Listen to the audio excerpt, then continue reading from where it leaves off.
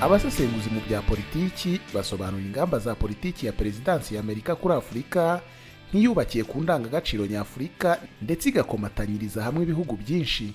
Ingamba za politiki ya Leta Zunze Ubumwe za Amerika kuri Afurika yo munsi y'ubutayu bwa Sahara nk'uko yitwa, zitsimbakaza uruhare rw'abikorera mu iterambere ry'ubukungu, mu buzima, ibikorwa-remezo, iby'imari, ingufu zidahumanya, imihandagurikire y'ibihe no mu burezi.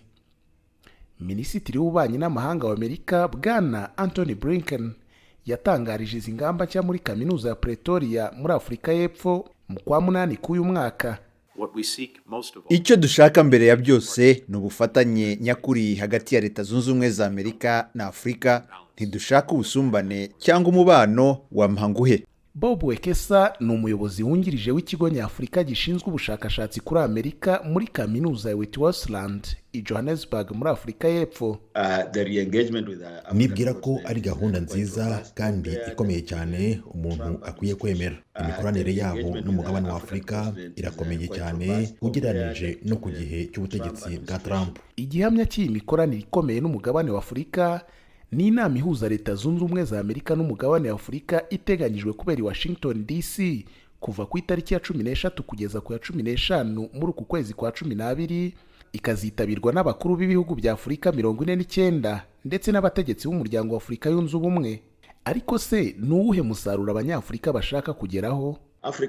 Abanyafurika birasa nkaho bazazana gahunda ikomeye y'ubukungu. Afurika ikeneye cyane iterambere mu bijyanye n'ibikorwa-remezo. Niwo mugabane uzi inyuma y'iyindi ku isi mu byihuzanzira, yewe no mu bijyanye n'imihanda ya gari ya moshi n'ibyambu, kandi ntibarimo kuvuga ku bundi buryo bw'itumanaho nk'ibikorwa-remezo, mu by'ikoranabuhanga n'ubuhanga bugezweho mu isakazamakuru n'itumanaho.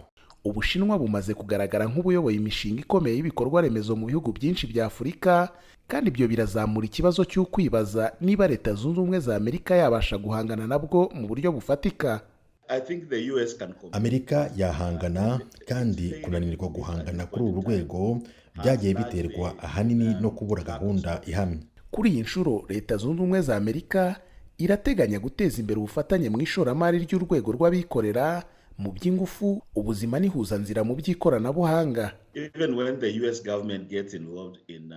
Iyo guverinoma ya Amerika yinjiye mu bucuruzi n'imibanire mu by'ubukungu n'umugabane wa Afurika, ireka urwego rwayo rw'abikorera rukaba nyambere. Rero nibwira ko guverinoma ya Amerika yaba ishaka gukurikira gahunda yohereza abashoramari b'abanyamerika guteza imbere ibikorwa byabo ku mugabane wa Afurika.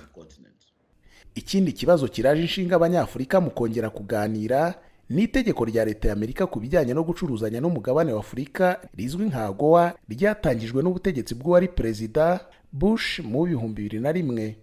Gusa kuri iyi nshuro abategetsi ba Afurika barifuza kuba bari ku meza y'ibiganiro. Abanyafurika baravuga ko AGOA yemejwe n'inteko nshingamategeko ya Amerika hagendewe ku ruhande rumwe, nta ruhare abanyafurika bagize mu biganiro. Imikoranire mishya yose yabaho hagati ya Afurika na Leta Zunze Ubumwe za Amerika igomba gushingira no ku nyungu za Afurika, by'umwihariko abayobowe n'umuryango wa Afurika yunze ubumwe. Abasesenguzi n'abategetsi ba Afurika barashimuye umuhate wo kongera kuganira hagati ya Leta Zunze Ubumwe za Amerika n'uyu mugabane.